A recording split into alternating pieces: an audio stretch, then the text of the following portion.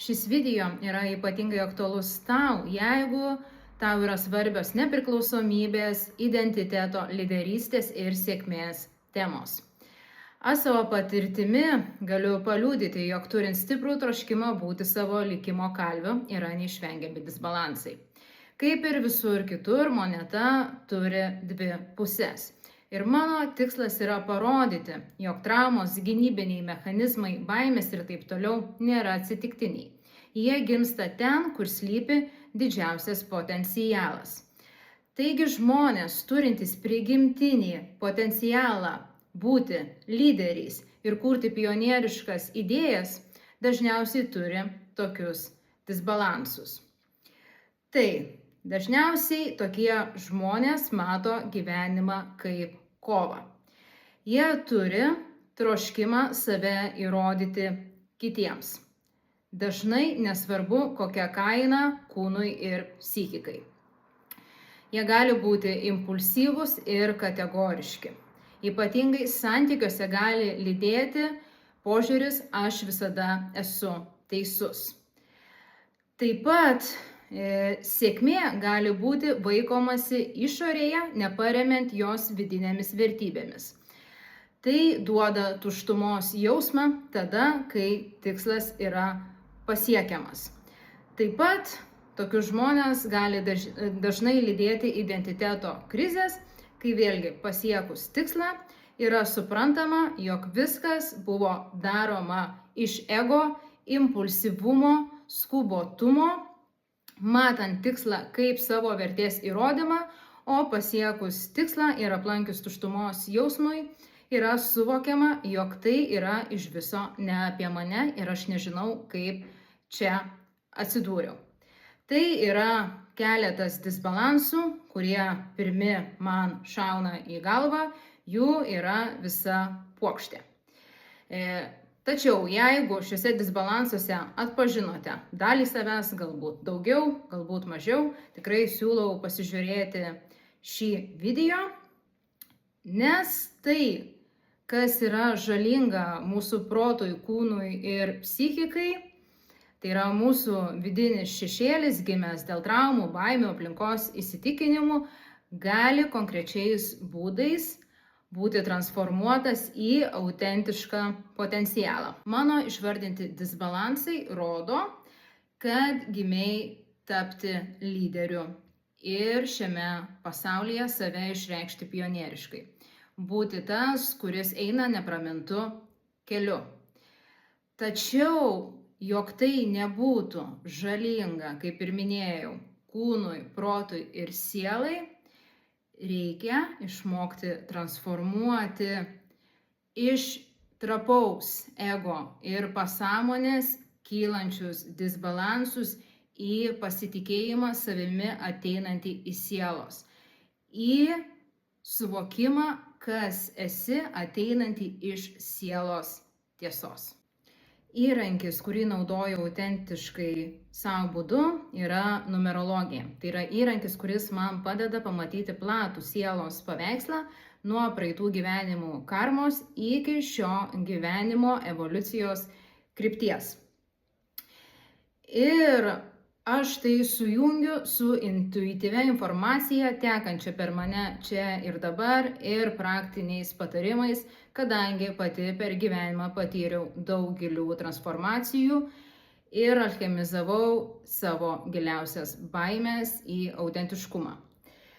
Tai šitam video ir ateinantiems video nereikia jokių numerologijos žinių, aš viską pateiksiu žemiškai ir suprantamai, tam, kad išlaikyti struktūrą. Galbūt vieni iš jūsų esate stipriai skleidę savo lyderio potencialą, o kai kurie tą potencialą jaučiate kažkur giliai paslėptą viduje.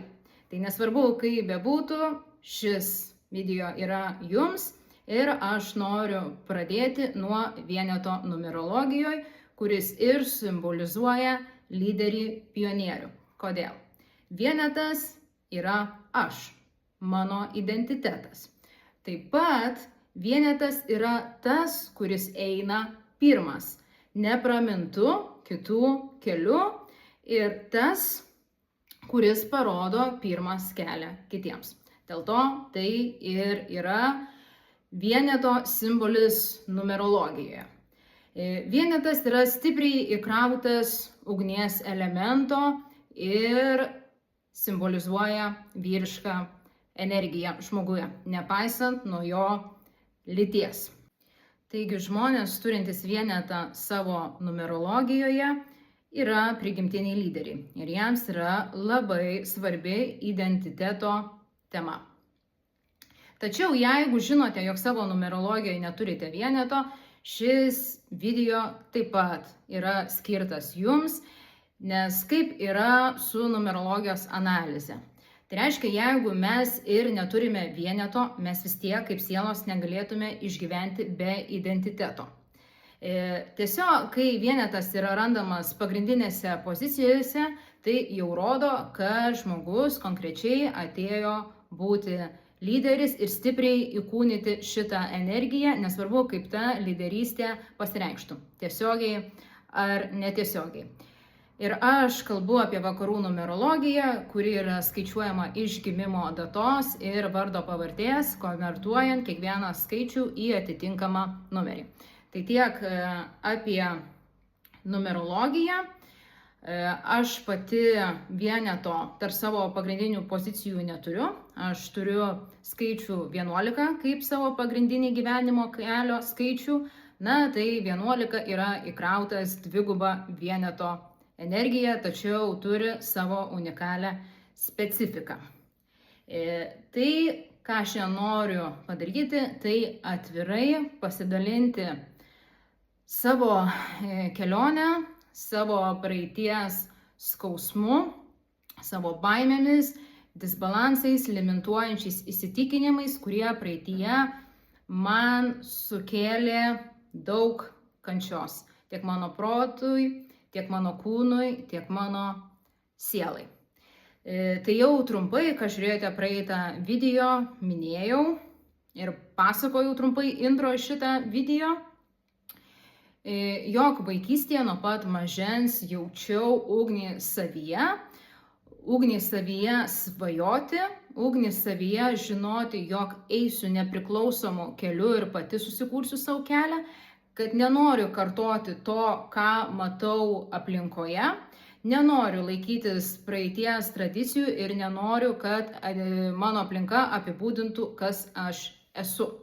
Na, tai ta tokia lyderystės ugnis buvo stipri nuo vaikystės, tačiau jinai buvo stipriai ir greitai išbalansuota mano artimiausios aplinkos. Tai mano tėtis buvo toksai vieneto energijos disbalansų įsikūnijimas žmoguje iki kraštutinumų. Jis pats augo sadistinėje šeimoje, tai reiškia, jo tėvas buvo į sadizmą linkęs žmogus, kuris neleido jam verkti, būti silpnam ir taip toliau.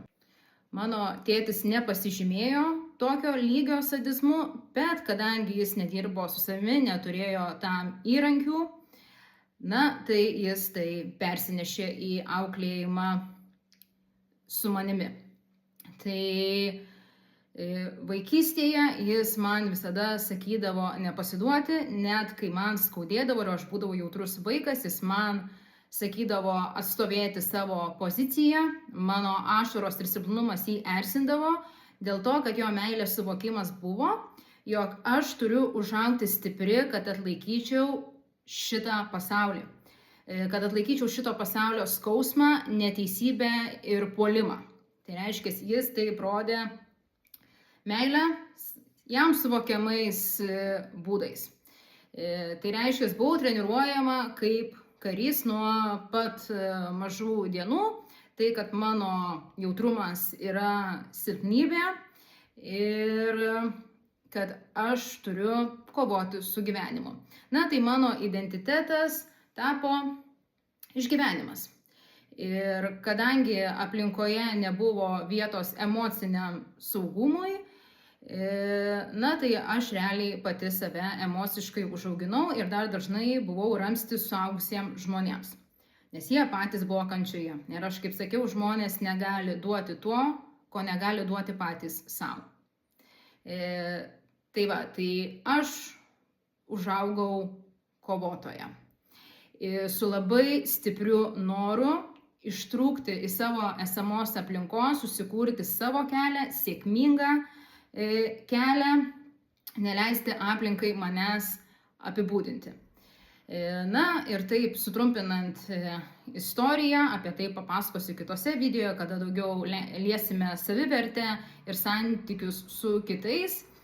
Aš patyriau daug nelaimingų romantinių santykių, vieni iš jų buvo itin ekstremalūs, atėmė iš manęs tuo metu turėtą identitetą ir pasitikėjimą savimi. Ir aš po tų santykių karjerą priėmiau kaip savo pagrindinį identitetą. Tai reiškia, kiek aš esu sėkminga savo karjeroje, tiek aš apskritai esu žmogus. Tai reiškia, aš neturėjau tuo metu įrankių integruoti esamo skausmo ir visą jį nukreipiau į savęs įrodinėjimą karjeroje iki kraštutinumų. Tai reiškia, aš dirbdavau tiek ir taip intensyviai, jog man drebėdavo rankos ir kojos. Tai reiškia, nervinė sistema būdavo pastovioje kovoje ir emociniam išgyvenime, psichologiniam išgyvenime. Aš neklausydavau savo kūno, aš spausdavau save iki limitų. Ego tokiu atveju absoliučiai perima vairą ir kai ego yra didelis ir trapus, kaip dažnai įvyksta lyderiams, kurių lyderystė dar pilnai nėra skleista į sielos tiesos, o sėkmė yra gaudoma išorėje.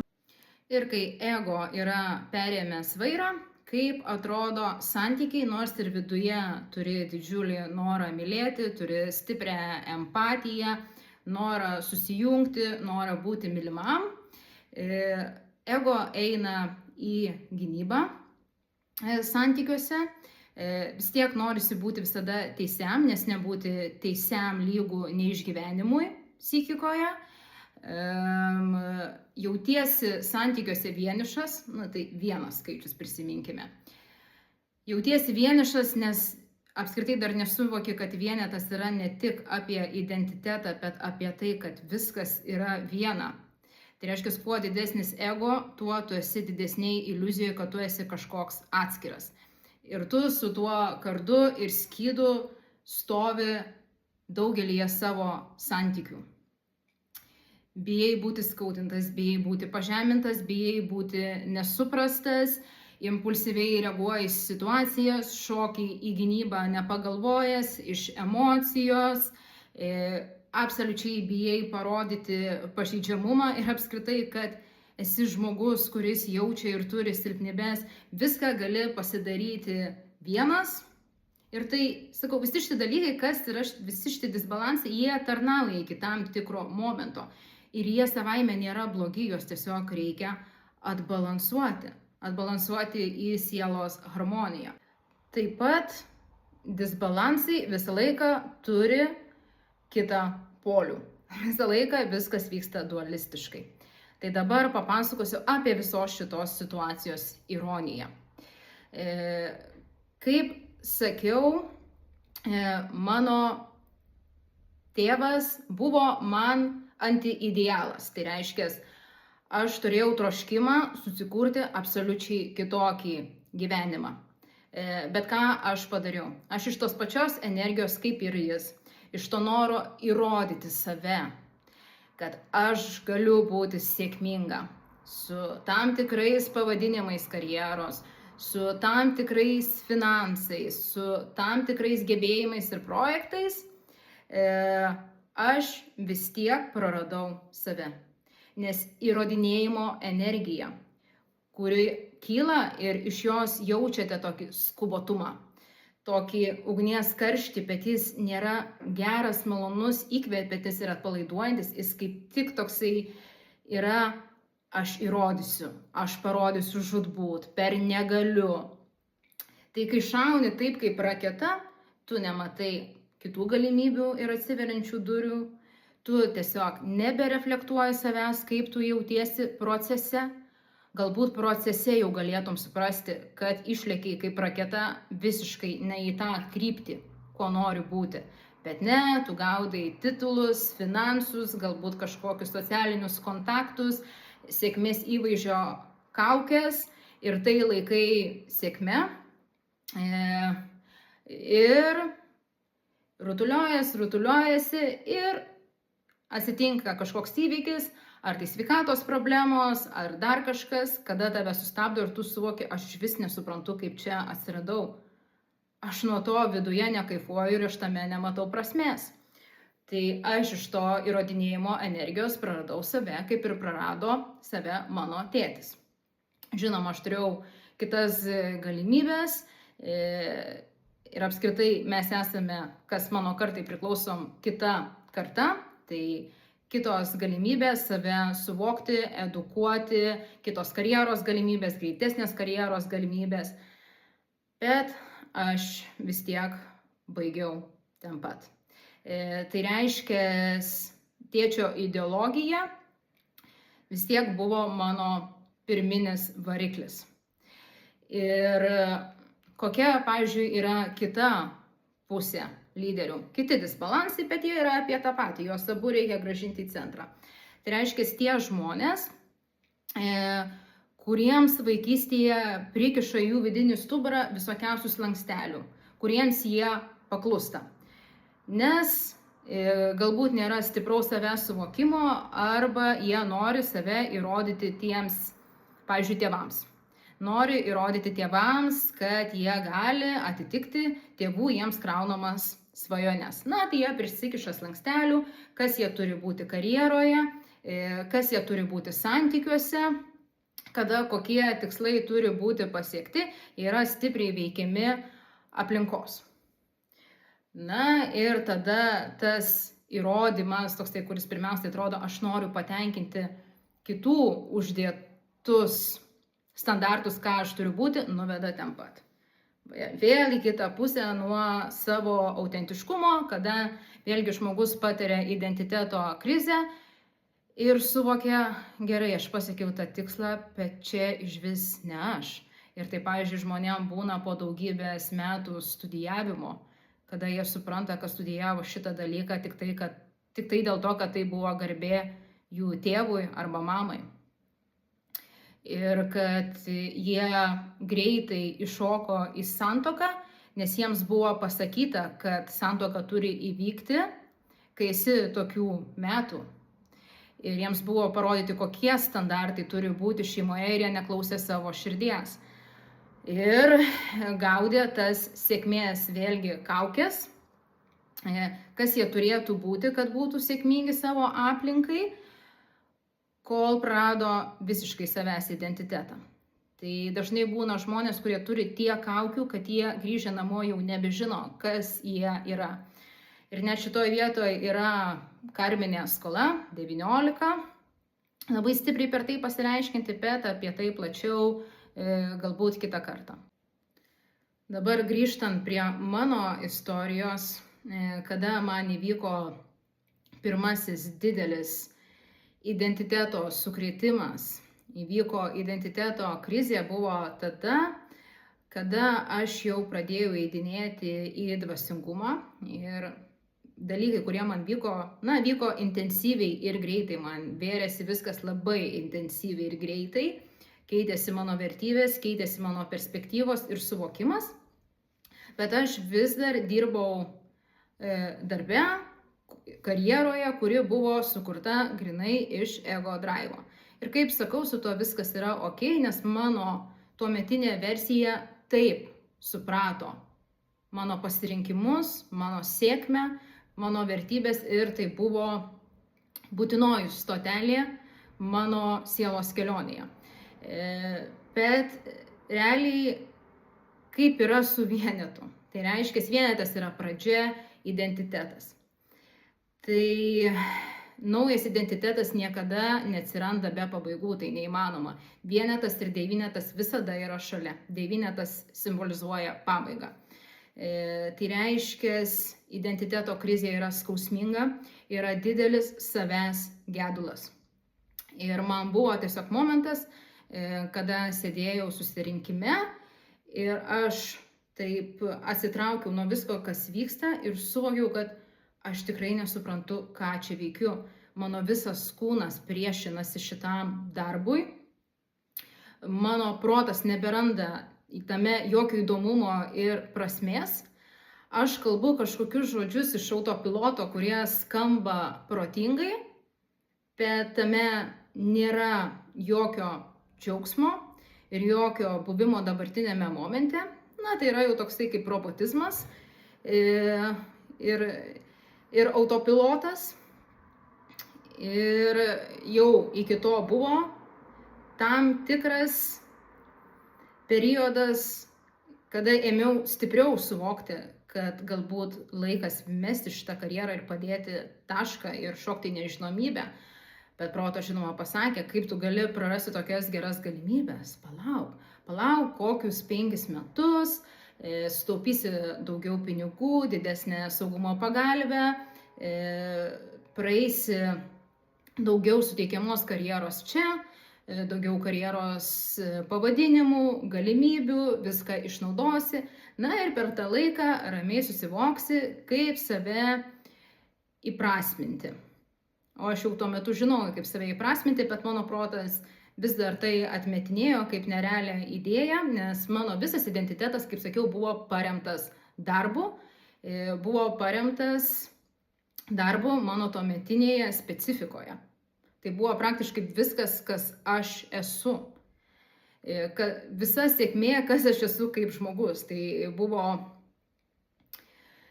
didžiulis toksai šuolis, didelė pabaiga, bet viską aš turėjau padaryti gana greitai ir mesti karjerą, į kurią investavau tikrai daug laiko ir studijavau toje pačioje karjeroje ir buvau joje nuo 19 metų. Ir labai intensyviai ir stipriai buvo sustatyti dalykai. Bet dar protas gali tempti tokiuose dalykuose. Bet kadangi jau viduje sielo yra pasipriešinimas, pasišlykštėjimas, skausmas, pyktis, liūdesys, kūnas pradeda sirgti, nes nebegirdi sielos kalbos ir mano kūnas pradėjo sirgti. Ir aš supratau, kad aš turiu dėti tašką čia ir dabar, nors ir ateityje slypi nežinomybė. Po šios identiteto krizės, žinoma, buvo ir kitų identiteto krizių, netgi ne krizių, bet lūžių. Būtinųjų lūžių tam, kad tobulėtum. Senas identitetas visą laiką turi būti paliktas tam, kad susikurtų naujas. Kuo tu greičiau tobulėji, kuo greitesnė tavo evoliucija, tuo tu greičiau identitetų paliksi. Bet tai jau nebuvo taip skausminga, taip aštru, kadangi aš jau žinojau, kaip viskas vyksta ir aš jau buvau kurį laiką nustojus save rišti su pavadinimais, su kažkokia išorinė sėkme, su mano vizijom, kas aš esu išorė, lyg tai būtų nepajudinamas akmuo.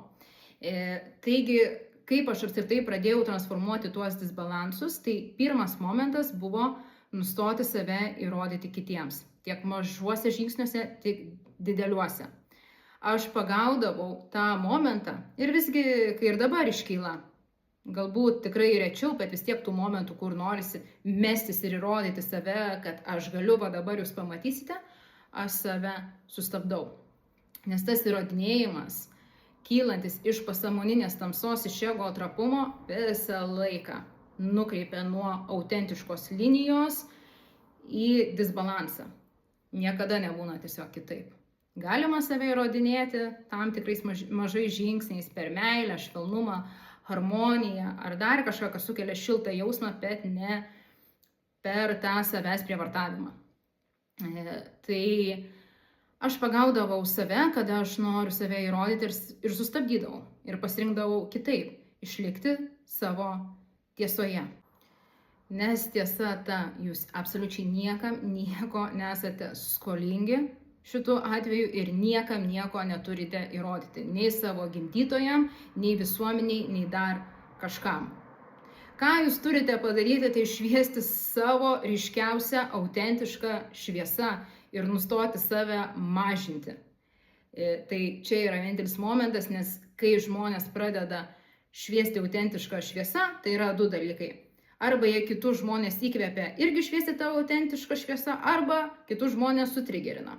O sutrigerinimas irgi gali vesti į save. Tai va, tai mano patarimas yra nustoti save įrodinėti kitiems. Taip pat, kalbant apie gyvenimo matymą kaip kovą, dabar tiesiog tiesa susimąstymo yra tokia.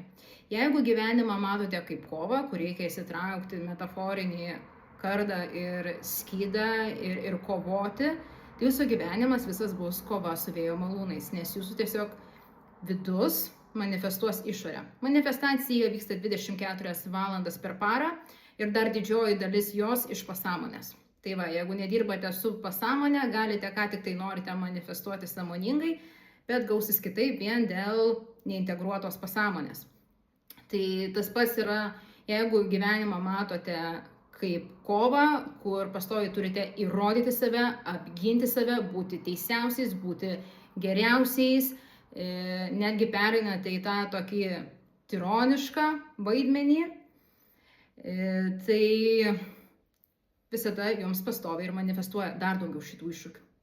Dar daugiau konfrontacijų, dar daugiau žmonių, kurie gesinsis jums pasakyti, kad jūs esate toks ir toks, kurie su jumis konfliktuos, iššūkius, per kuriuos reikės skintis toliau su tuo kardu ir skydu, tam, kad jums parodytų, kad laikas sustoti. Mes turime išmokti pasirinkti savo kovas. Ne viskas yra verta kovos. Ir kuo labiau esi tam kovos mentalitete, tuo daugiau tiesiog energijos iššvaistai. Ir vėlgi, jeigu užaugote kovotojas kaip ir aš, kaip ir sakau, tai jums tarnavo anksčiau. Tačiau ateina tam tikras momentas, dažnai tai yra toks nervinės sistemos persikrovimas, kad tiesiog neįmanoma tęsti toliau. Visas kūnas gali netgi imti, kaip sakiau, drebėti, būti pastovi tokia autopilotinė būsena kovos, tai kovos reakcija, pastovi pajungta, tai ves į fizinės ligas ir pastovų ir absoliutų perdegimą. Tai dažnai lyderiai, žmonės turintys stiprius vienetus, kol nežino, kaip atsibalansuoti, yra pastoviame perdegime.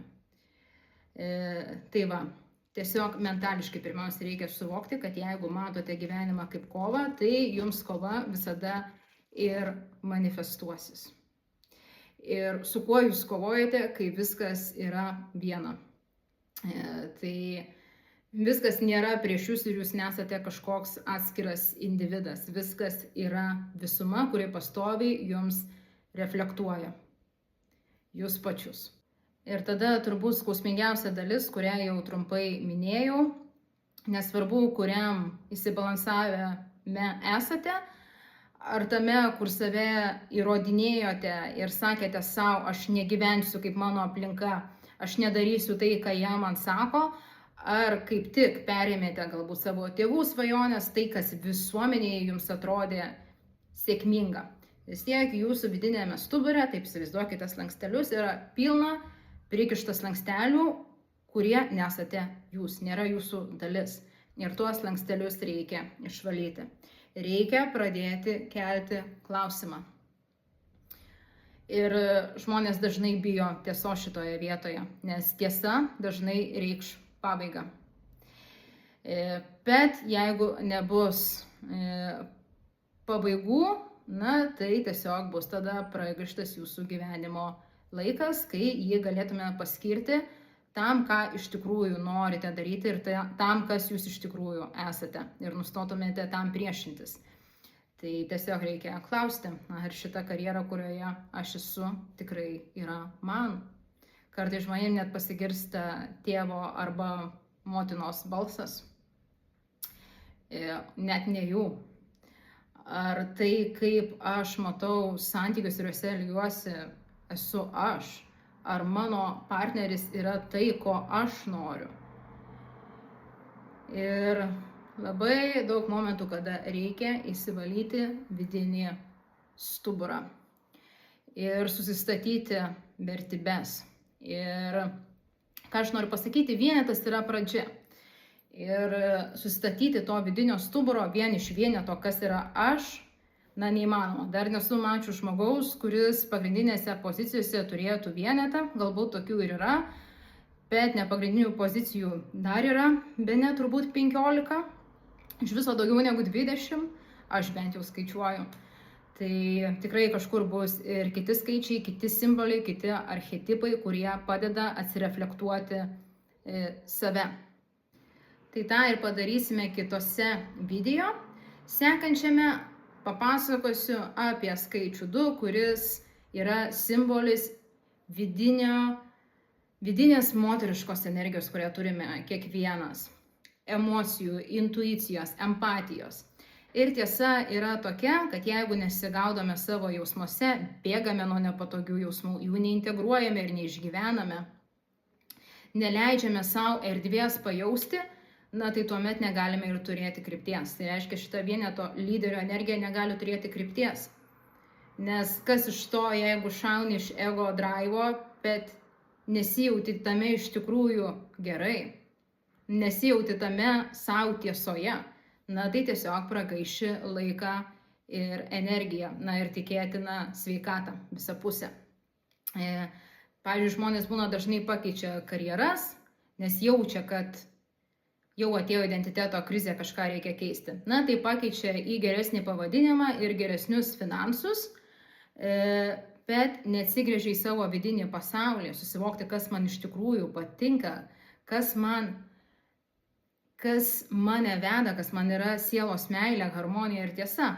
Ir tada tiesiog peršoka nuo vilko ant meškos ir vėl kartojasi tas pats.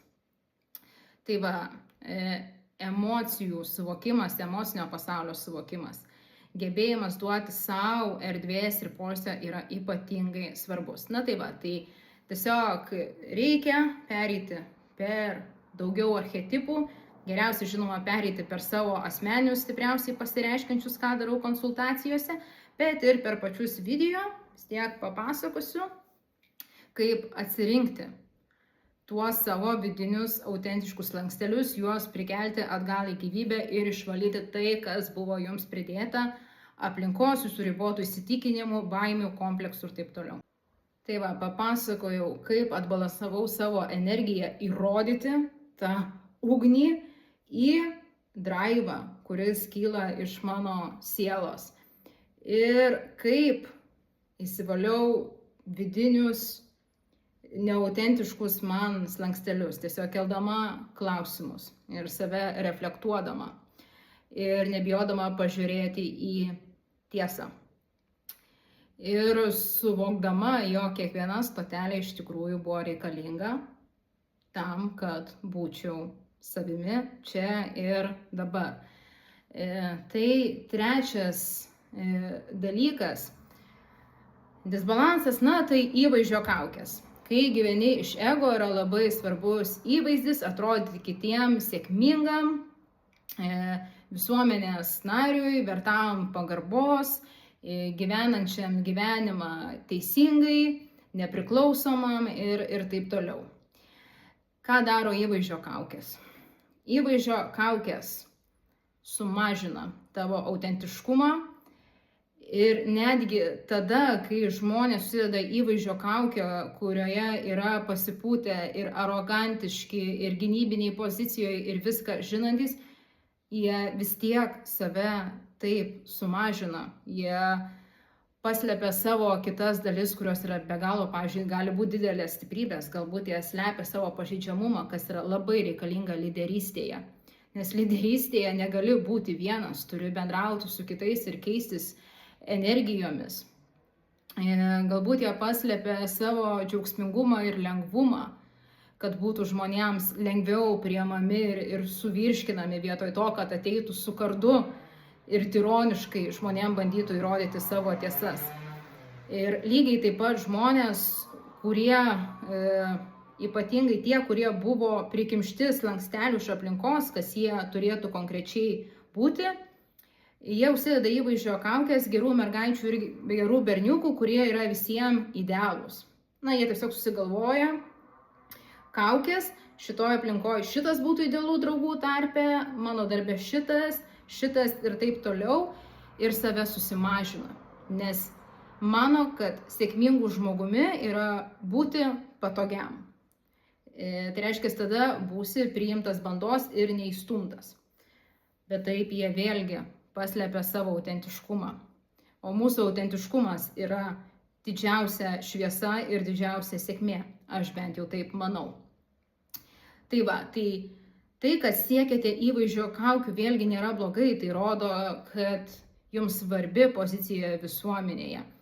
Jums svarbu siekti savo tikslų, jums svarbu parodyti kelią kitiems, tačiau tai yra daroma iš ego. Kol tai veikia ir nežeidžia jūsų psichikos, kūno ir sielos, tol galbūt viskas yra gerai, bet kai ateina laikas transformacijai, tai tuomet geriau įvaizdžio kaukės pakeisti autentiškumu.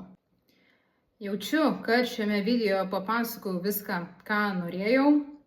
Apie kiekvieną skaičių, kiekvieną archetipą galiu pasakoti daug ir nepailstamai, bet viskam savas laikas.